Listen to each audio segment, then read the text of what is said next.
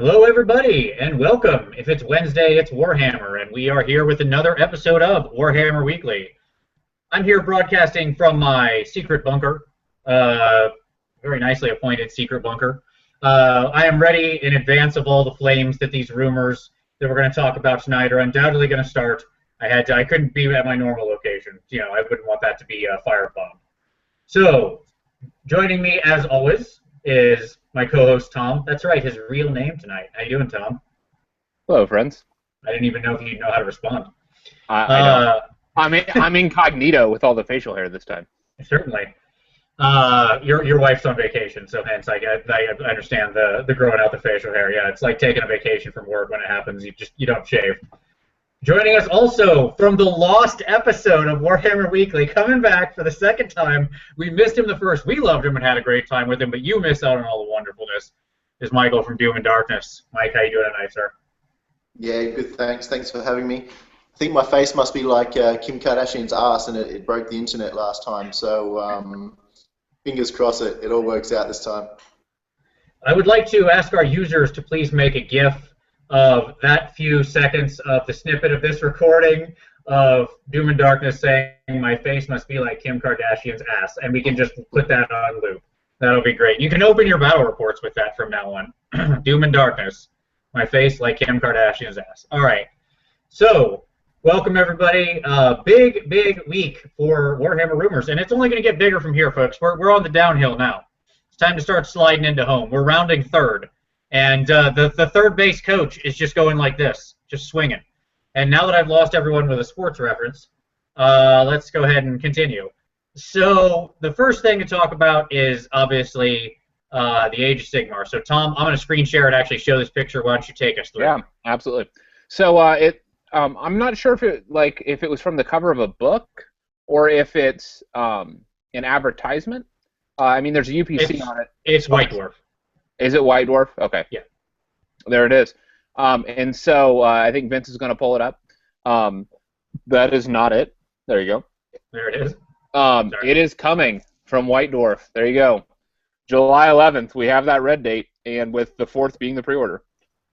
And the other side of it was a description. And it basically just said, hey, guess what? The world's over, but what happens next? And that's what it, I mean, it hints at, like, there are obvious hints in there at the Lizard Men. There are obvious hints at Nagash. Can what is dead ever truly die? Other, aspects of what's going on. Who remains lost in the void? To what does he cling? Et cetera, et cetera. Yeah. So I find a couple things very interesting about this. The first thing I find interesting is that the very first army we get referenced is the Lizard Men, right? The one that everybody was been talking about being squatted. They get top billing in the descendants of the old ones left before the Chaos Moon destroyed their homelands. That is GW flashing its double guns at the community. I think that's true. I'm not sure who if they escaped did anyone else, although I've heard mentioned some people saying could that be a reference to Malekith? Oh, no, that's Skaven. That's clearly Skaven, because the Skaven yeah. are already talking about escaping. Yeah, about shifting Skaven Blight. Yep, yeah, that's clearly, but we never saw that happen, so it's assumed that they were doing that or trying to do that. That's a great point. You got me on that one. And then, obviously, the next is, Nagash, or, other undead-ish powerful people, but probably Nagash. And then the Sigmar, Karl Franz, the He and the Void. Yeah, I mean, like, who could be singular or plural on remains lost in the void? I mean, that could be Sigmar, but likewise, we have 3 incarnates that slipped into the void as well. Yes, although to what does he cling? That is singular. It's true. It's true. Glotkin. He clings to Glotkin. The new world, remember? That's right, absolutely, yes. He clings to the Glotkin. He's just riding around that fat boy through space. Yeah. Warhammer Fantasy Battle, you heard it here first. Age of Sigmar, fought on the back of Glotkin, just a giant fat blood corpse floating through the warp. On his left butt cheek, mate. Yep, absolutely. So, Michael, what are your thoughts on this? I watched your video where you kind of talked about 9th edition. I thought it was, as usual, I'll post a link to Doom and Darkness's channel, and he has a great video there where he kind of talks through some of his thoughts on Ninth. I thought they were very reasonable. I loved all of them. I'd love to see almost all that you said come true. But what are your thoughts on this specifically? Well, I think this is just saying that everything is essentially going to be the same in a new world. So all the stuff you thought was dead is not dead, and everything you thought was gone is still really around. And ultimately, we just sold you 3 books and a hope of new models, and let's crack on, keep playing Warhammer. I suspect you're probably right there. I bet you're not that far off. I think. Go ahead. Look, I think it's essentially saying, that most of the factions are still there. Chaos is still around. The old ones, Blizzardmen, are still floating around. Undead, how can they ever really die? Something is lost in the void, and who remains lost in the void? Maybe that's saying which characters will be constantly removed because maybe some don't come back. I don't know. To what does he cling? Well, I don't know. It could be some part of Glotkin, just because that would be funny. But and when the world dies, what happens next? All good fun. Yeah, I gotta say, I love this. I really do, because they told us a lot without telling us anything, and that's just fantastic. Yeah. This is, if you think of the best movie trailers you've ever seen, right? Like, I think of the movie trailer for The Matrix. I don't know, I had no idea what that movie was about when I went into The Matrix the first time, right? And yet, that trailer had me sold. I was like, some crazy dodging bullets, weird FBI agents, Keanu Reeves, I don't know, Ted Theodore Logan. I don't know what's going on, but I'm in for it. This is the same thing. This is the Matrix trailer of Warhammer, spoilers. Or the Episode 8, or Episode 7 Star Wars trailer. Yeah, sure. The teaser, you mean? Yeah. A bunch of different shots of various things. Oh, Millennium Falcon, it's over. It tells me enough about what's going to be there without actually telling me what is going to be there, and that's perfect, really. Absolutely. All right, but that is not the only big. This is one of the big things for this week, but that is not the only thing. So, Tom, I'm not even sure if you had seen this one. So let me jump over here to this guy. Not. So this, I saw a couple other sources reference this. This actually started with a little sly mention from Harry, and then got mentioned a couple other places as well in more detail. So, first big date, June 6th. Let me check the watch. Can everybody still see what I'm sharing, by the way? You can see this, right? Yep. Okay, good. What's getting told? The stores are being told to remove the following from their shelves: the Island of Blood, the Warhammer Rulebook, all Army books, all End Times books, all campaign books boxes, all magic cards, all movement trays, all templates, and Death Knell Watch, because apparently that one had to go. So that's a lot of stuff. Yep. So, like I had said previously, if there are any models that you still want, go buy them now. Well, here's the thing about that, Tom. Now hold on just a moment. Notice what's missing from this list. Models. Models. Not a single model on this list. And I saw a couple, like, there's a lot of discussion around this that's happening that I went and tracked down a bunch of. And the people who were saying this said they didn't see anything about models being pulled. That's not to say, they weren't saying, no, models are definitely not being pulled, right? Well, but they said they had not seen anything pulling models. Island of Blood. And, and Death Knell Watch. Which is terrain. Yeah. That's not a model. I'll give you the Island of Blood. I'm not giving you Death Knell. The most interesting thing about this, and whether it's true or not, who knows, but all Warhammer Fantasy Army books and all Warhammer Fantasy End Times books. So if all of those are going back, that means that they need to be replaced in some way, and that essentially means that, and you can't have a slow release of codexes then if you've got nothing on the shelves for everything else. So that would have to mean that there'd be a very intensive release of new faction books or something along those lines. So if you were to take every codex off the book and every End Times off the shelf, then if there was a 6-week release period for the next version, then and there was 6 factions, you'd need a book a week. Otherwise, nerds would be rioting in the stores for sure. Yeah, if this proves to be true, and like I said, I saw a couple different sources quote this, including Harry, who has a pretty good record on various things. And what I found interesting about it, I think you're exactly right. And going along with this, they discussed the army books, and one of the points that was made was that army books as we know them will no longer exist. Yeah, there was a talk of combined army books and then having stats in the boxes. Like, yeah. And what I mean combined army books, like you would have like a bundled book of like all the forces of order and like the associated factions or whatnot, and a book of all the forces of chaos and all the associated models and factions within that. So would it have all of the unit attributes in that book, or would it only have the army special rules and so forth, and then all the rules for the units come in the box? Yes. What I had heard was that it would have the for the whatever is quote unquote core, like the evergreen units, whatever those are going to be in the box, and then everything that is coming with like the release cycles, or like so yeah, core is going to be in both box and in book, and then whatever's in release cycles will only be in boxes in White Dwarf and potentially bundled together in a like campaign book at the end. So I would have to buy my core codex, and then I would have to then create my own codex of all the individual rules that come out of the boxes that I buy. Or you can buy the campaign manual every time that your races have a campaign release. Right, sure. So you're buying at least 2 books now, and it just so happens that it could, if those were like verse campaigns, you would have overlaps now, so that you may have the rules for another race that you could start another faction. Oh, wow, exciting! Right. I think the lesson here is get yourself an iPad. If you want to avoid back troubles, this is a strong possibility.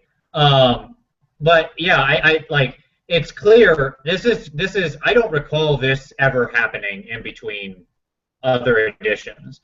The last thing I can think of that was somewhat close to this was the Ravening Hordes, right, and the changeover between 5th and 6th, where when that happened, the change was so huge that they basically published this little, like, get you by list, right, that was sort of one booklet that had all the armies and rules and stats in a very simple format in it, but nothing else. So right? what's the date today? Today is June 3rd. You have 3 days. 3 days to go get your books, people. No, what I will say is this. Looking at this list, you know what it does tell me? And I may be reading this wrong, but what it says to me is that there's a strong disjunction between what is coming, what is following, and what has come from before. Yeah, you're saying like the new thing is going to look much different than the current thing. Yes, because they don't want to be selling people things that are going to be obsolete and people will be returning to stores within the 4-week grace period. Right. Yeah, because it should be noted that if these dates are accurate, if we don't know for sure that Age of Sigmar is the first sort of new release for fantasy. Might be, might not. Who knows? Okay. We know that it's coming on the 4th and the 11th because those posters have been printed, or like, those are in the next White Dwarf. That's, as near as I can tell, good as gold. I've seen 100 different versions of it from all over the world. So, I mean, it's not somebody printing it in their backyard, as near as we can tell. And what that tells me is, if this June 6th is true, and this stuff all gets pulled, no one can start playing Warhammer for a month, right? They can't actually gain new customers in this month. Now, a month's not forever in the world of business, but it's not nothing either. You can sell your models to existing customers, but you can't have any new players start the game during this time. So they can't buy a book for their army. So here's the question: is this only GW stores, or is this like other stores? I was at my GW store yesterday, which was Wednesday for me, and so it's Thursday today. and I'm in the future, obviously. And Yes. there's no packing up of any books or packing up of any movement trays or anything like that. Their delivery day, so their stock all arrives yesterday, which is when the stuff they send back goes as well, and nothing was sent back. So June the 6th, I can't see that being correct for here in Australia in any way, given that my store manager is going to a tournament on the weekend, and a casual's coming in to take over. You know what I mean? Like, it's not. I can't see any of these changes in in the process of happening. And if I look at all of these items as well, it's a large portion of their store. It would mean that a quarter of his store would almost be empty. Not to mention all of the other stock and so forth he's got in the back room there. So I sort of, it's leading me a little bit just thinking of the logistics of it, and from what I've seen that this is probably not true for where I am. But then, however, who knows? He might just pack it all up in one day, be a whiz, and have some other freight arrangement organised. But yeah, it's sort of, I'm sort of thinking, I'm not sure. Maybe it's all true, but maybe the date's wrong. Who knows? It could also be the date that they're supposed to start doing it. It doesn't mean that it all has to happen in one day, right? Yeah. Like, it could be, as of the 6th, you should start this process.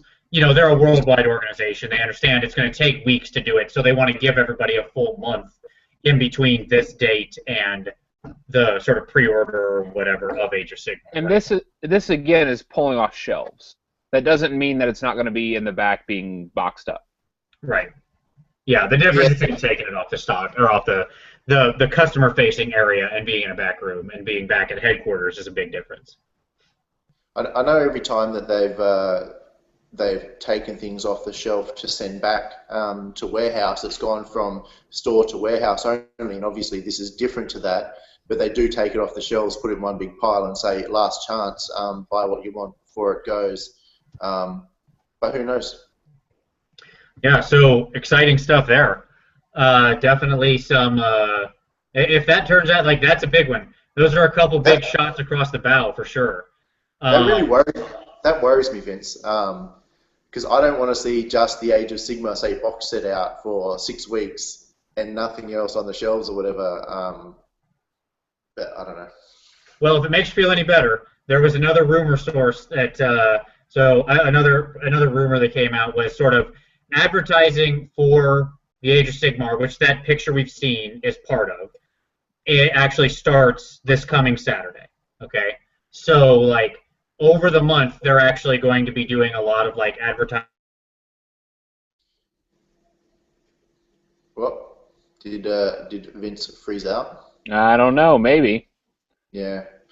So I think, so just while he's frozen, I'll talk to you about it, Tom, because I thought that the dates that came out with the Age of Sigmar releases wasn't till July, early July it was expected to be released. The last red date in the summer that we had was a July 11th release date. Right. So if you were going to, yeah, and that's another thing that makes me think, well, hang on, if the next thing is not scheduled to maybe go on pre-order until then, that's a full month gap between now and then. Yeah, absolutely. Vince just texted me and informed me that the comp turned off, and so we are going to continue the show while he is absent. Fantastic. You make a great host, Tom. Why, thank you. So as I said, like, the thing that this strikes me as is that there's going to be a pretty big, like, disjunction from what's come from before, and like, I hate to say it, but like, this makes me lean back a little bit more negative, just from the standpoint that what this tells me is that they don't want people buying new books. They don't like that those things. They don't see those things having a place in the hobby in a month, and that's something that's very different from previous editions, where there's this ongoing rolling out of product, and then you just use the old product while the new is coming out. And so this is a little bit concerning for me, because we don't know. I mean, again, unless suddenly they do everything gets fixed. Everything gets rules provided for within the first week or even 6 weeks. Yeah. I don't know. I mean, I don't see them doing that. Maybe they will. Look, either do I, and it's something I said in my video about Ninth as well, where the rumors have all been saying that everything that we currently have and all of our old books are still going to be playable. And the only way that they could really change that and wipe the slate completely clean would be to take them all off the shelf and release a whole new set of books immediately, basically, and say, these are now the only books that you can play. That's the only way that they could completely reset it.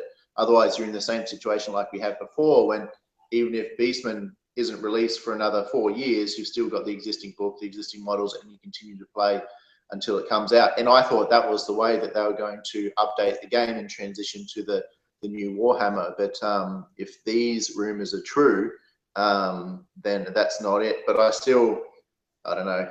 I just think I think he'd be packing this stuff up a lot sooner than what he would. The guy that my store manager does his stock take the day before stock take's meant to happen, when the store is closed, so he can get it all done and everything's ready to go and that sort of thing.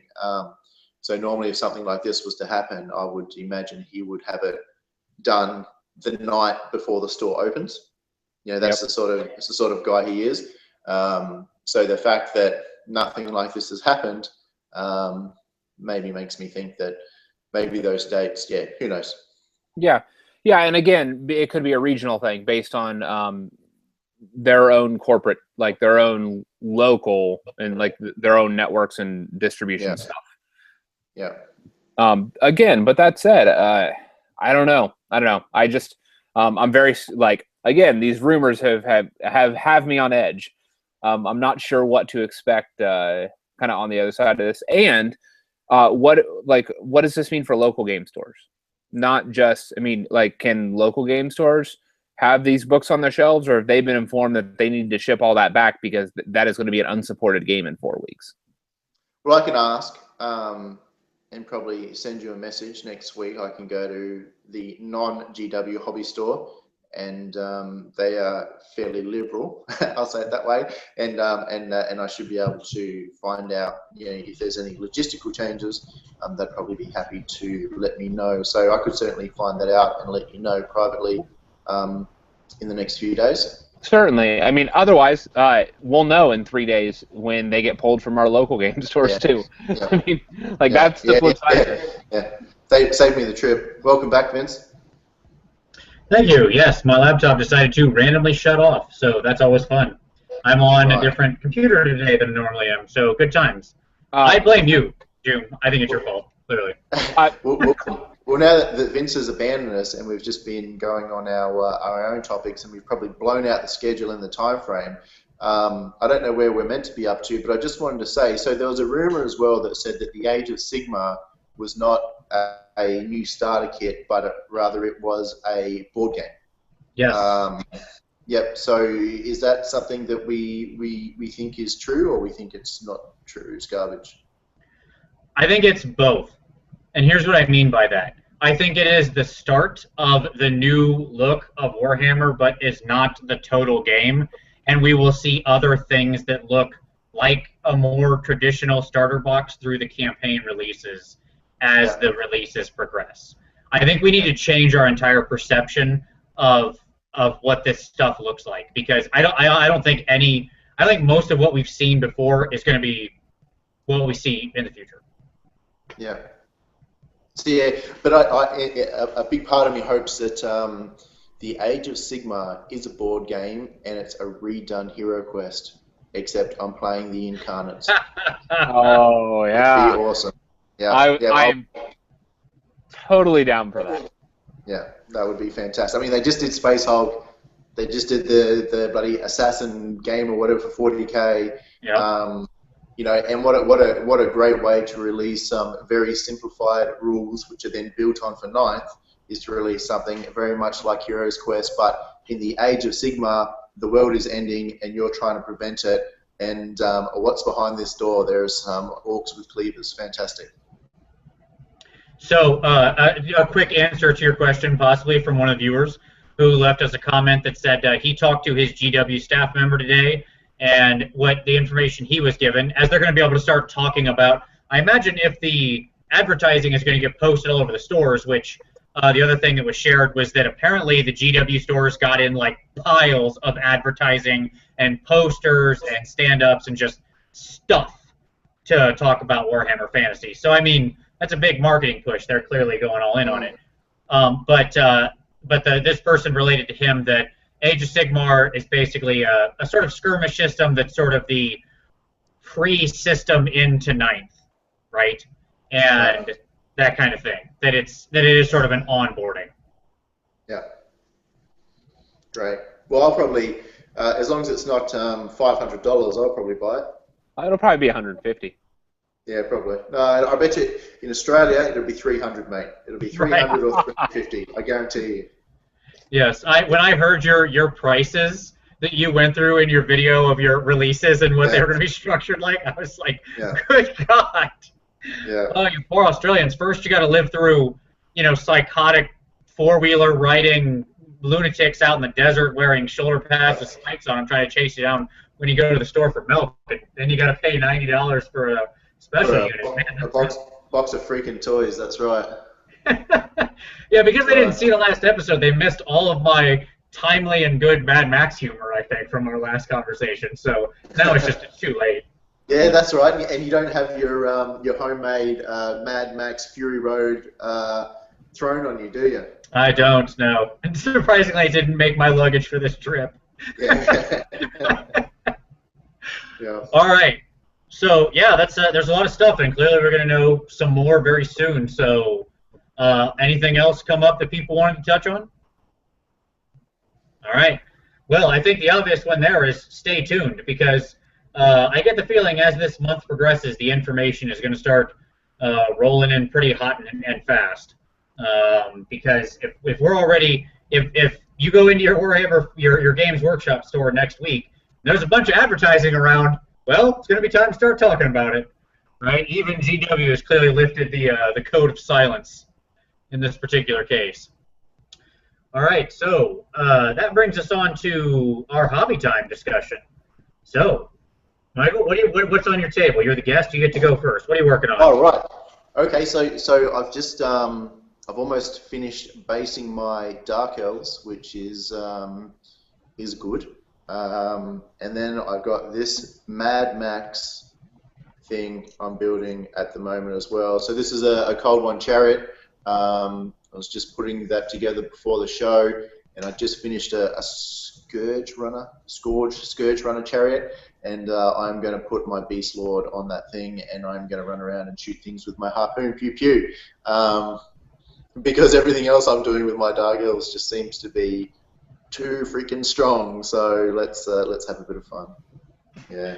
So, but I've got a never-ending list of hobbies. So I've got those two chariots. I've got 3 woods that have arrived that I need to start painting. I want to do a display board. Never done a display board in my hobby time before, so I want to make one of those up, which I think is going to be a lot of work. And yeah, that's about it. Not as much as I thought.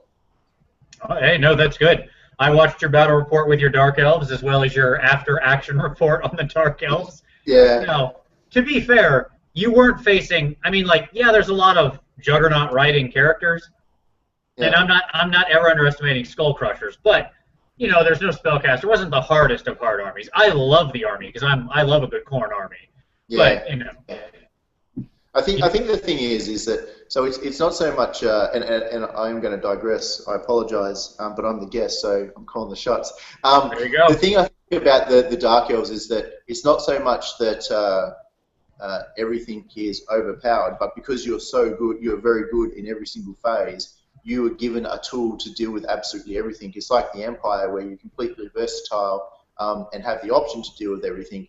Dark Elves can do that so well. So whereas other armies might excel in combat and so forth, they don't have the chaff to support it and so forth. And that's why I think when your core and your rear have both got fast cav in it, it's so strong. So even if you're building a weaker Dark Elf army, as long as you've got those elements in there, it's still strong. It's still giving you the tools you need to win the game, despite the models you have on the board. Probably doesn't make any sense, but yeah, we'll see. You know, my next game, I'll get tabled, and I'll be like, oh my god, these guys suck. You know, I'm selling my army. Now we'll see. All right, very good. Tom, what about you? What have you been working on, sir? So does like any type of crafting and creating things count? Oh, geez. I guess you're putting down a floor, right? That's what you're going to tell me? Yes. I put down about 600 square foot of floor, wood floor in the last 3 days. So, gotcha. Almost done with that. So it'll be a nice surprise for my wife when she gets home. That's real quality hobby time. That is, Tom, mate. Well done. I would say that counts. Yes. I mean, I don't know how you're going to use it to. I don't know how many points that costs. I don't know how you're going to. I don't know how many victory points it's worth. It's probably worth a lot of battle points with your wife. I mean, that's really what it boils down to. Exactly. He's just building the biggest Warhammer table ever, really. Right. Massive playing surface. I have to be honest though, because I've been in at the home improvement store so much, I'm already like I've already scratched out my multi interchangeable like Mordheim battle board, my cityscape battle board that I'm going to be building this summer. So that's happening. So those materials. What I like the most is that your wife's been away, you've been down at the hardware store, as a result you've earned 27,000 man points and you've grown a beard. That's what I like the most. Clearly. Yeah. All right. And what's on my table? Well, nothing at the moment here in my secret bunker, of course. But what's on my desk back in HQ is a big Nehekaran or Chimerian, whatever you want to say, tomb or Terrorgeist. I am converting a big giant Terrorgeist to be a Tomb King Terrorgeist to add to my Undead Legions army, and he is a very big fig with very annoying pieces and parts. Those wings are ridiculous. How are you doing that? I am going to armor him up with the armor from the War Sphinx. Yes, okay. If you want to just go insane and spend a shit ton of money, if you could get the chest plates and the shoulder plates from the Morghast Arakais or whatever they're called, and put them over the ribcage of the Terrorgeist and stuff like that, that would look sweet as well, just saying. No, I hear you. You're kind of exactly what I'm doing. Like, I'm going to take the shoulder plates and fronts and stuff, the armor pieces from the Tomb Sphinx or from the War Sphinx, and they're going to be on those places. Like, he's got a Tomb Sphinx tail, and he'll have like a big front plate and shoulder plates over the wing joints and stuff like that. So yeah. You know what he needs to be perched on? I want him perched on a pyramid, but I'm just not sure how I'm going to do that. Yeah, that's exactly what he needs to be perched on. That or like there's a pretty sweet Sphinx at like the pet store. Like that. And you could have him perched on side like a rotting Sphinx. Yeah, I thought about grabbing a fish tank aquarium Sphinx because there's a bunch of those that are pretty cheap and having him on that. The problem with the pyramids that I found that are fish tank decorations is they're all like 6 inches by 6 inches, which is like small when it comes to a fish tank, right? I mean, that's right. But that's huge when it comes to a base. Even that giant Terrorgeist base isn't that big. Right. So I'll probably have to build a pyramid out of like MDF or something. So we'll see. There, just as a side, we don't need to take up showtime for this, but there are pyramid blocks at Hobby Lobby that you can buy. Like, it's a pyramid making kit. Oh, nice. And it's like, yeah. I'll hook you up with the information for that. That sounds good. I think Michael, what you should do is just ship me that pyramid that's on every table you play on all the time. There's always that pyramid in the middle of your board. Just send that up my way. Yeah, how good is that? So that's just the movement trays, mate. Cut into triangles and glued together. Oh, really? Yeah. And then just some like green stuff and that down the sides to make it look like the sand sort of piling down. Glue it up, add some sand, paint it up, and it looks fantastic. So there's an option.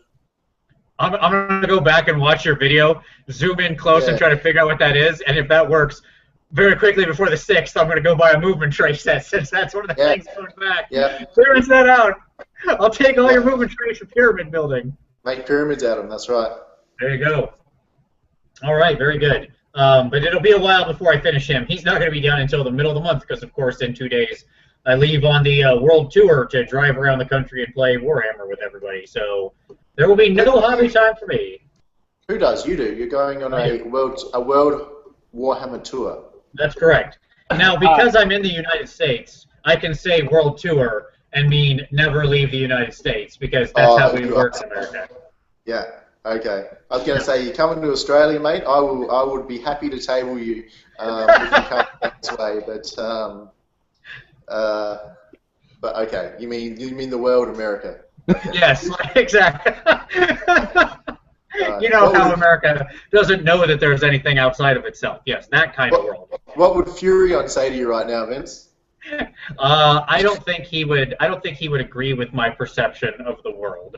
No. I think he would strongly disagree. He would probably then go into a rant about why like Swedish comp is the best and the list I made doesn't have so many opportunities and stuff like that. Those kind of things would all be in the conversation. It's all good fun. If you are watching Fury, it's all in good fun, mate. Yes. So, but yeah, so he'll probably be done like the middle of the month. This is gonna be the longest time a thing has sat on my desk ever. Right. Ever. Can we talk more about this world tour you're having, or do we not have time?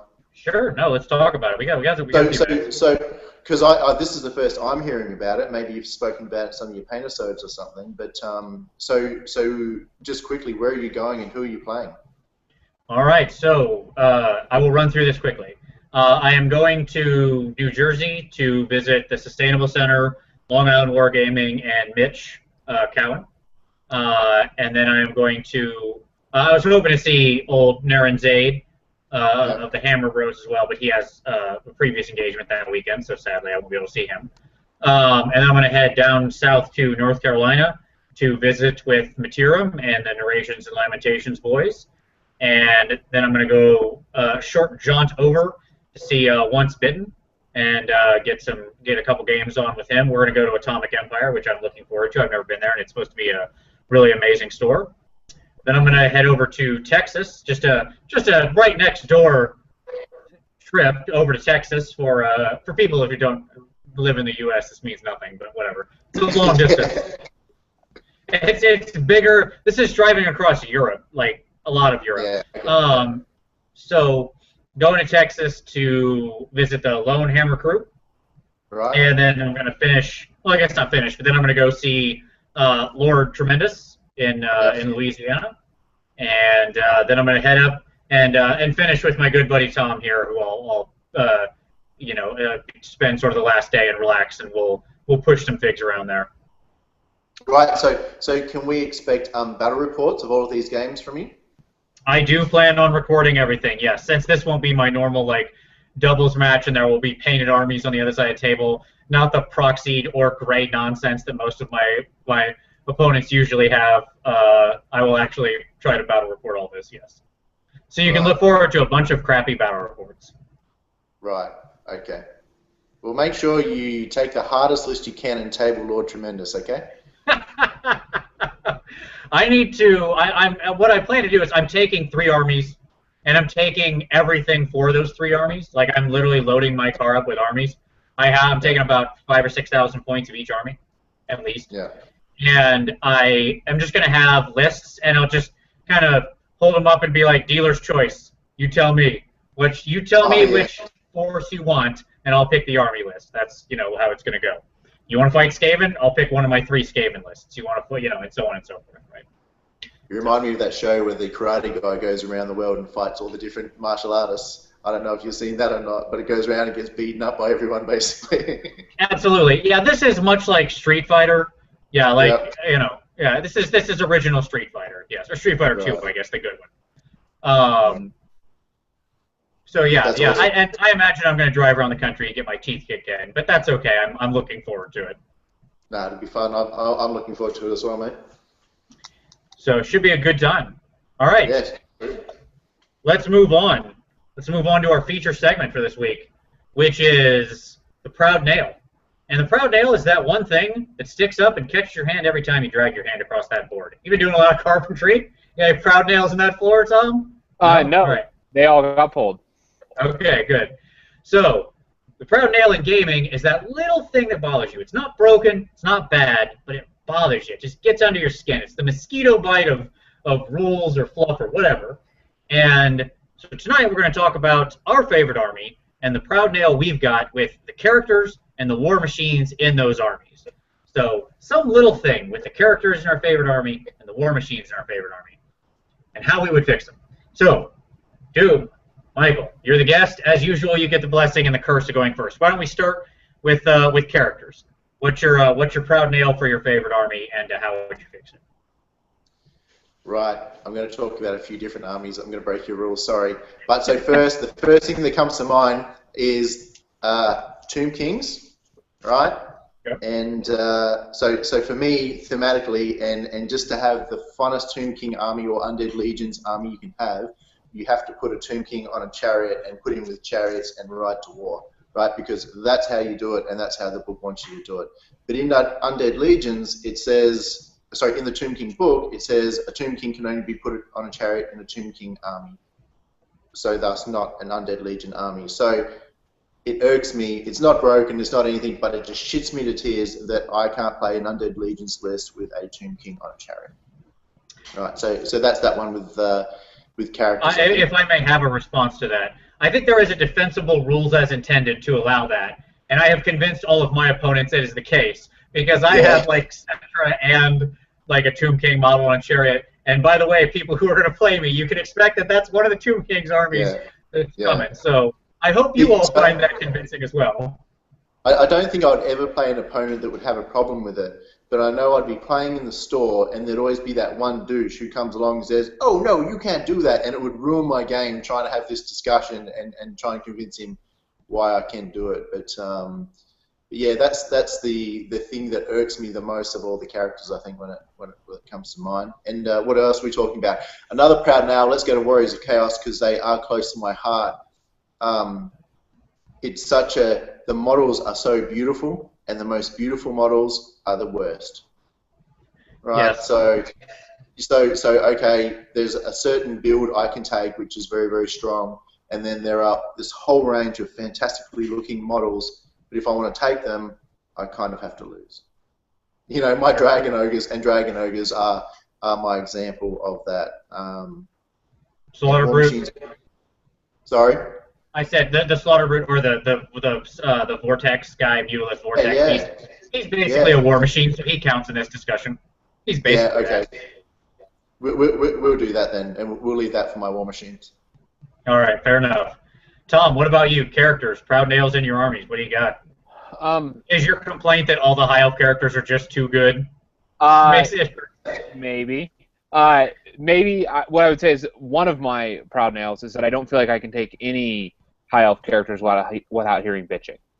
That's the first one, is that the inevitable complaints that come my way anytime I choose any high elf character to put in any of my. You mean like special character as opposed to just generic lord?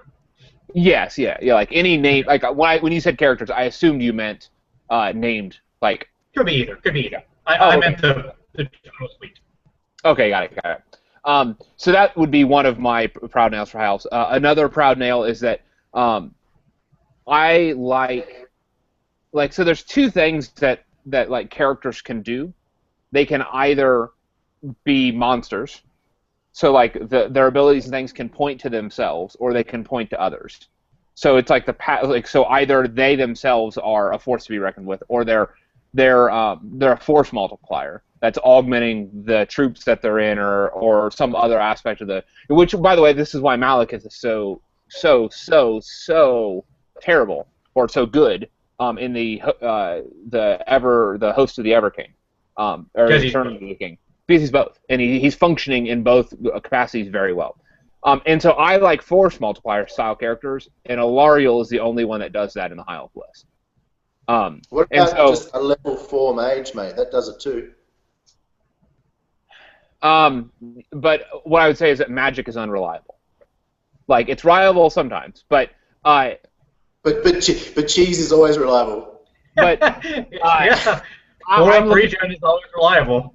And Ward Save's always reliable. Banner of the World Dragons, Anyways, but I mean, again, Banner of the War Dragon. Banner of the War Dragon is a force multiplier. Like that's why it's so good. It's because it's making what you have better. So all that to say is that Alariel is really arguably the only character that functions that way, at least passively. She's certainly casters have that ability, and so I would like to see other things that are doing taking a general or taking certain characters that are augmenting their forces. And then the last one is for high elves are like in general. When I think elves, I think bows. And like if there are like a bow, and there are almost no ranged heroes or lords in the elven list. You have a Reaver bow that you can take, or you can take Alathanar. But if you take him, he's your lord. Like you're not going to throw away 250 points on him unless he's probably going to be your general. And then once you've added him to your list, he's going to skew your entire list towards the other things that are going to interact and supplement him. And so it forces you to take a certain type of list. Where sometimes I would just like to have a nice ranged lord, and I get a Reaver bow. Again, there's just not a lot of options for elves, and for high elves, and that frustrates me. I look at the Wood Elf list, and I'm like, man, they have tons of great range options between lords and certain hero types and stuff like that, and just high elves don't have anything like that, and so that's a little bit frustrating for me. All right, fair enough. Mine will be quick. One of my proud nails, it actually occurs with many of my armies, and that is I want to, this comes up in the Brits, it comes up in the Skaven, and I want to be able to put my characters on more stuff, more fun stuff. Watching you, Doom, really has solidified it in my mind, because I'm a man after your own heart, Manny, with the when you were putting the Empire General on the Griffin, I'm like, yes, more of that. I love that. I want it, why don't I have a Bretonnian Lord on a dragon? Why can't I not do that? Why is there not a Skaven option to be on some giant monster? And I know you can put him on the Bell or whatever, but he can't, and I know Skaven generals shouldn't be out there free ranging, but he doesn't have to be the general. I would love to be able to put a warlord on some big monster, and it doesn't have to be a hell pit level monster. I don't need to literally strap a hell pit to or a warlord to a hell pit. I just want to put him on something, which would be amazing. It would be amazing. And remember when Malorian used to run his tournament, and I think one of his rules was that you can mount your lord on any monster basically you want. And so you had guys riding around on giants and all that sort of stuff. That is so much fun. If I could incorporate that, if I could insert that into my wish list for 9th, maybe not everything, but at least every monster from your army book, that would be sweet. That would be absolutely. Fantastic. I would love to go back to a 5th edition core list of monsters that are generally available to be a mount for any, you could have them segmented like lords and heroes. This monster you have to be a lord to mount. This one, any lord or hero can mount. Whatever, fine. But I would love a generic list. Your army books or your army whatever could have new stuff. How much fun would a Tomb King on a Necrosphinx do in 9th edition with a combined profile, right? Where he can march and he's flying and he can just smash shit. That would be amazing. Absolutely. Can he not mount the tomb or he can get on a War Sphinx, but he can't get on the Necrosphinx because I guess the body's in the way. Just stab around the side, man. Come on, you can do it. Yeah. So, yeah. Absolutely. All right, proud nails. War machines in your favorite army.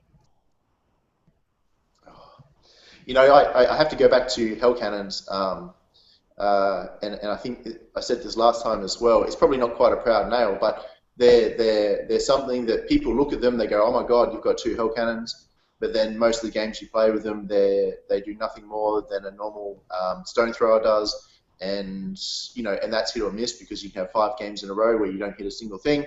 You can have 1 game where you hit everything and destroy it, and they're expensive as hell, and they only really get their reputation because they're so hard to kill. But if you don't try and kill them and they don't hit, they're wasted points. But I can't really say it's a proud nail. I think they still have some sort of value. I probably don't have a proud nail for War Machines, but I'm sorry. That's all right. No, that was good. That was close enough. That's all right. What about you, Tom? Bolt throwers. They're terrible. I just say bolt throwers. I mean, come on. Let's be honest here. High elves, kings of magic. okay, boys, get out the bolt thrower. Like, we have armies out there that are throwing around like lava cannons and sun lasers and all of these like crazy awesome war machines, and the elves are like, okay, roll out the bolt thrower. Like, come on, people, come on. Like, give me a magical war machine, or I don't know, like make it not terrible. Yeah, the high elves definitely need a like a star laser, you know, to balance them or something, an intergalactic buddy strike or something like that, a satellite nuke or, you know, something like that, just to make them competitive again for sure. They've spent so much time down at the bottom. They're actually just going to get the like las cannons from 40K directly imported in. Yeah. I don't know. You're underwhelmed by bolt throwers. I am. But I've complained about this on other shows. So. No, that's fine. I would. What if you got a magic hurling war machine that was not great? Would it still make you feel happy just because at least it's there and speaking to the thematic of it? Absolutely. I think what you're putting your finger on is more of an aesthetic, more of a theme thing than an effectiveness thing, right? Yeah. Yeah, I get that. Like, give me a mortar. Sure, give me the Empire like terrible, you know, pie plate strength one hit or, you know, or whatever. You know what I'm saying? Like, sure. I'm totally in. Do that. Flock of doves. It throws a big giant, the large pie plate of magical doves. They're strength one. And they poop on strength everything. You know, exactly. All right, fair enough. But they're magic doves. So yeah, you gotta watch out for that. War machines. I will pick my Tomb Kings for this one. Just because Screaming Skull catapults are fairly underwhelming, but they're cheap. They're fine. I mean, they are what they are. I don't have any great issue with them. My issue is that they are the only war machine that the army has. This was like a big. My problem with it is almost the same as what you're saying. Like, this is a nation. This was like one of the most. Nehekar is one of the most militaristic nations that has ever existed, and I get it that they don't have like advanced technology, so I'm not asking for that. And I like skull catapults. They're flaming and they're fun and whatever. They're okay. I just feel like there should be something else around, another war machine option that's different, like a bolt thrower. Honestly, give me a simple bolt thrower or something of that nature. Do you consider your arc a war machine? War machine-ish. It is war machine-ish. Yeah, it's not. I mean, in traditional sense, it's not a. Yeah, I mean, like, to be honest, it's casting a spell. Like Casket, like that to me, it's a magical war machine. Like, let's be honest, like that's what it is. So you actually have what I want, Dick. Right. Yeah. Well, see, all we need to do is establish a Tomb King High Elf trade system. We'll give you some dead people. You give us some bolt throwers, and we'll all be happy.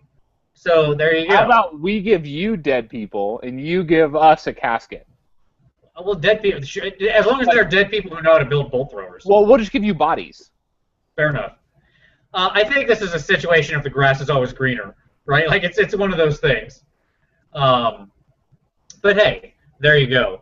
My other proud nail doesn't come from one of my armies, but just from an army, or I guess it is from my army. Here's my other proud nail.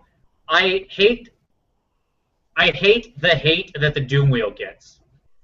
The Doom Wheel it's a great toy. It's awesome. It can sometimes do crazy things and win games. It is not a steam tank or something like that. Like a steam tank is far worse. Yeah, far worse. Yeah, I mean it is. It's far worse in quality, but it is. Although sometimes in effect greater. I'll give it to you. There could be times where the Doom Wheel's better and does more stuff than the steam tank. I'll give it true. Absolutely true. Like, if you ever get that miracle round of, like, strength 8 or 10, and you go, like, 1, 2, 3 to the monsters or war machines near you with 3 bolts, and then, like, 4, 5, 6 wounds, and just murder 800 points, yeah, that's amazing. No steam tank will ever do that. Agreed.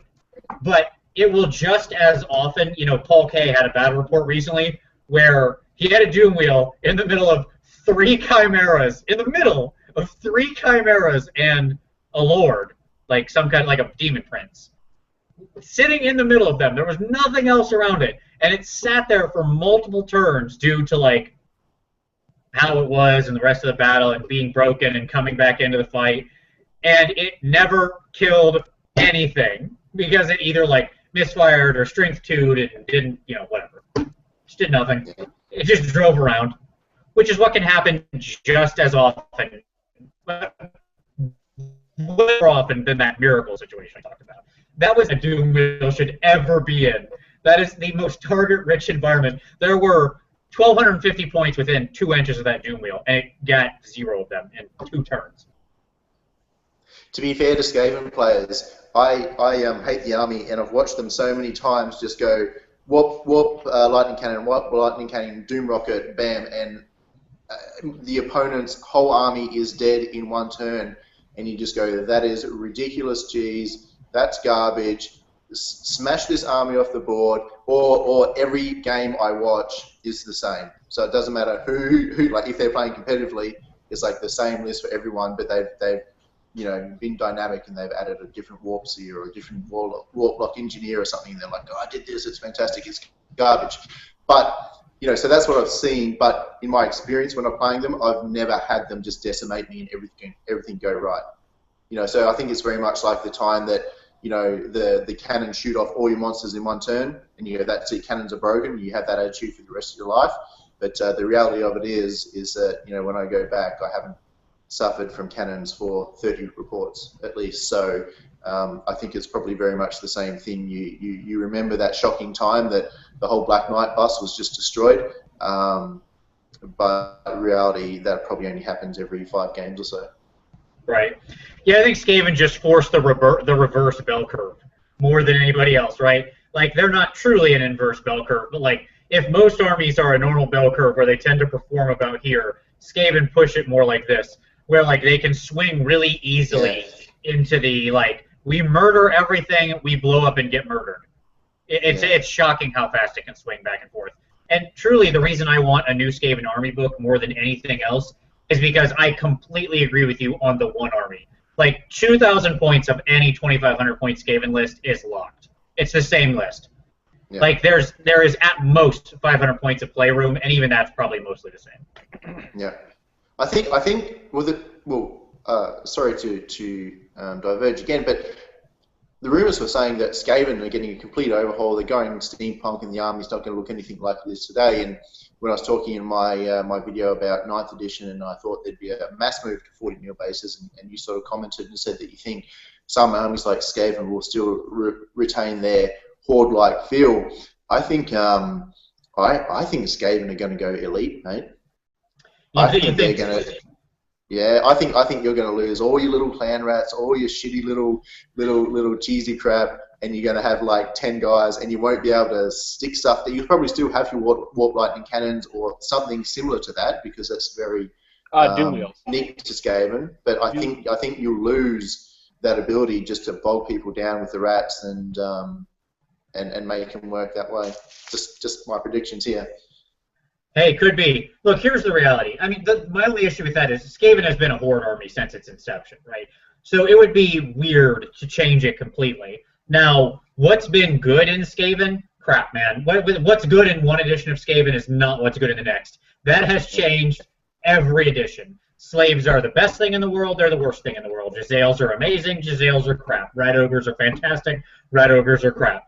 Storm vermin are garbage. They're your core block unit that actually is your hammer that does damage. The Screaming Bell is fantastic. The Screaming Bell is junk. You can literally do that with every single Skaven unit, and in one edition to the next, it completely changes. So that's why I just collected all of it. So I'm good to go. Like, whatever, that's fine. I've got all of it. So whatever's good, I'll have it. It doesn't bother me anyway. And I'll still have everything else to play with for a laugh when I don't want to play competitively. So great. As long as the rats, I'm in. As long as they're rats. If they make them not rats, then I'm going to call shenanigans. But that's fine. If I can make an army that's like 12 hyper elite power armored rat ogres with giant las cannons, and basically if I can make Ratus Terminatus and just drop pod them in, and they just come out blasting, all right, I'll do that army sometimes. Why not? I would if they made that army, I'd start playing 40k. Like if they made that army in 40k, then I would start playing 40k. I should say. Sure. But yeah, for sure. All right. Very good. Well, we're almost out of time, but here at the end, let's go ahead and let's just answer a few questions we had here, because we got a few that I want to move through. All right. So we got a question from Remington Steele.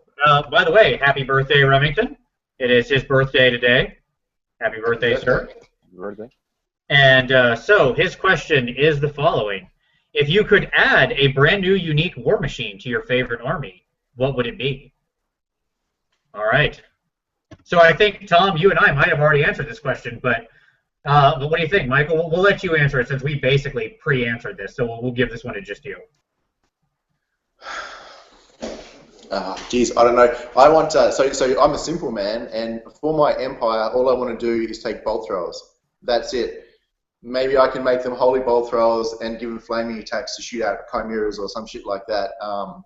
But that's all I really want to see. If I could add a war machine, yeah, no, that's it. I'm probably not creative enough to come up with anything completely new. But yeah, I just want bolt throwers in my empire army. That's it. Get rid of the cannons. Get rid of the hellblasters. Give me catapults. Give me bolt throwers. You're crazy. I like it. Let me say, I love the idea that maybe like your warrior priest can like inscribe some runes onto your bolts, and now they do extra damage against undead demons or something. So not like I don't need flaming. Fine, they don't have that utility. But like against undead and demons, they blast them off the table. Do get +1 to hit and do multi wounds or something. Whatever. Neat. Sure. Yeah. More multi wounds. Give them runes. I don't know. I'm down with that. So I'm gonna do a version for Dark Elves Siege. Because Dark Elves have the same situation. They have crappy bolt throwers. And just because I can conceptualize this better with Dark Elves than I can with High Elves. But to have like a Hydra as your siege that shoots out flame templates. Okay. So it's like a flamethrower? So yeah, so think like the Pyre Hydra, like building on the Pyre Hydra. And think something like the Hell Cannon, but something that has less range, but more like spraying. Yeah. Okay. Fair enough. Isn't that how it used to work in some previous edition? Dark Elves have had Hydras for a while, and I admit my knowledge of them is pretty limited. But didn't they used to just spit out flame templates? Like now, you can buy an upgrade, and they can shoot like pew pew short range 8 inches, or they have a single one-shot breath weapon. But I want them just breathing. That's what I want. I want them breathing every round, and and make it like the Skaven flame warp fire thrower, where it's like a random distance. Roll the artillery dice and move the flame template that much. Yep, I think so too. That would be awesome. Or and make it have a chance where it goes out of control, and since there are multiple pyro heads. I'm thinking like the Doom Wheel. Like maybe it can shoot out multiple flames in multiple directions. You know, like if they lose their handlers or something like that, and just give it like 3 flame templates, and when you roll it, and it has handlers, and when you roll a misfire, it eats D3 handlers, and once you're down to 0 handlers, the thing just starts. You roll on the monster reaction table, and it just starts going crazy, right? Just spraying everything. Yeah, it would just attack the nearest unit, friend or foe. Yeah, just 5 small templates that move like vortexes in a 3-6 in a random direction. That would be a problem to keep track of at all. Yeah. All right, very good. I say that on Dark Elves, but like another example would be like area denying siege. Like we don't see any of that in this game. Okay, but I think that would be neat tactically. So like think about like an elven waystone or something like that. That is an area effect around it that zaps things as they approach that. Does that make sense? Or other types of tactically minded siege, not just shoot pew pew, kill the enemy. Does that make sense? Yeah. Sure. All right, let me cover some comments here real quick that have come in. All right, so and then we'll close it out. So we got a question of how do you feel about upgrade sprues? So like this is a thing coming with 40K where they have upgrade sprues they sell that takes one unit and turns into another. I believe this is like Space Marines turn into the Jump Pack Assault Marines or whatever. Do you think would you like to see GW in bits? And also, how do you feel about GW getting back into the transfer sheet game with $20 for their Space Marine transfer sheets? I don't care about transfer sheets. All right, fair enough. You don't mind them being there? I think transfer sheets are cool. Like, I love the ones that I've got with my Pegasus Knights. I love the ones that I've got with my Cold One Chariots that come stock. Having the option to buy them, sure, as long as they don't take them out of the Cold One box and so forth. You know what I mean? Sure. But I don't mind, and they're certainly not something that's essential for me. But having said that, I can't freehand paint like banners and things like that. Like it's beyond me. I don't have the ability to do that at the moment. So if there was something that I could just buy that was banner size that I could whack on and didn't look like I'd stuck a sticker onto a banner, I would pay money for that. I think that would be a good thing. That would add value for me anyway. My biggest concern with the upgrades in general is like what I don't want to see is that when I buy my so right now, for example, if I were to buy a Sisters Avalorn box or a Shadow Warrior box, I'm getting the bits for both in there and can build whatever, and then I can go and bits out and make a second unit out of that same box. What I don't want to see is this. Hey, if you want Sisters of Avalorn, buy the Shadow Warrior box and then fork out $20 more, and you can also and instead of the Shadow Warriors, you can now have Sisters of Avalorn. I have a problem with that. Like that. Because that's exactly what they'll do as well, Tom, won't they? They'll bring out a box and say, this is your core elf fighter, and if you want to make him your special executioner fighter, you need to pay an extra X amount for the extra bits to do it or whatever, and you're going to be missing out. Yeah. Yeah, I'm like, no bueno. Well, time will tell very soon. All right, William Page asked, how long will it take me to go around the country? About 8 or 9 days. So about 3,200 miles in 8 or 9 days, and then all those games that I said. So it's not too bad. I can drive a lot. You're not going to Hawaii, mate. What's that? Upset you're not going to Hawaii. Yeah, well, Hawaii's not good enough for you, eh? They haven't built the bridge out to Hawaii or Australia yet. As soon as they build that bridge all the way down to you, I'll be there the next day. I'll be the first one across after the ribbon cutting. Thomas Merton says he's had his world wrecked by bolt throwers 100 times more than by cannons. So there you go. He's pro bolt thrower, Tom. Yeah, and I've had 2 games in a row with my bolt throwers, mate, and the first one they almost killed a Doom Bull and shot all the chaff off the board. They were hitting like freaking laser-guided bolt throwers, and the second one, I think they killed a Chaos Lord and probably 3 Skull Crushers, and just I love them. They are great. I have watched my normal Dark Elf opponent multiple times go, if he's got a suite of 4 bolt throwers, go, all right, I need 4s, let's say, on these 3, right, to shoot these things, which isn't uncommon, and go 1, 1, 1. Okay, next. Yeah. It's just like so disheartening. Yeah. And it's exactly what you said. Even though that's probably not happening statistically, actually a lot, you remember that situation more than you remember the 6 times it hit and killed a demigroup or something, right? Yeah. Well, it's sort of statistically, there's probably no reason why it can't, because if you're hitting on a 4, you could hit, you could not, but you're only rolling 1 dice, so you've got as much chance of getting anything. So there's no reason why you shouldn't have a string of 5 bolt throwers firing 5 turns in a row and missing every single time. That's perfectly acceptable to happen. But then it's always turn 6 where they all hit and it wrecks your face. Yeah. Or you could just put a cannonball 10 inches from the back. Well, sure. They're slightly more accurate. Espanier says he'd like to see a ballistic skill of 5 for the bolt thrower, or some option to do so. Which I could see. I mean, like, a lot of armies can play with the ballistic skill of their war machines. So, Yeah. there are people running around with BS5 in the army, shades and such. So not beyond the pale. Yeah. And finally, John Talby says he agrees that Skaven are the reverse bell curve, that makes it horrible to play against. It's not fun to play an army that has toys that kill you regardless of what you do unless they blow up. I mean, I can see that. At the same time, sorry.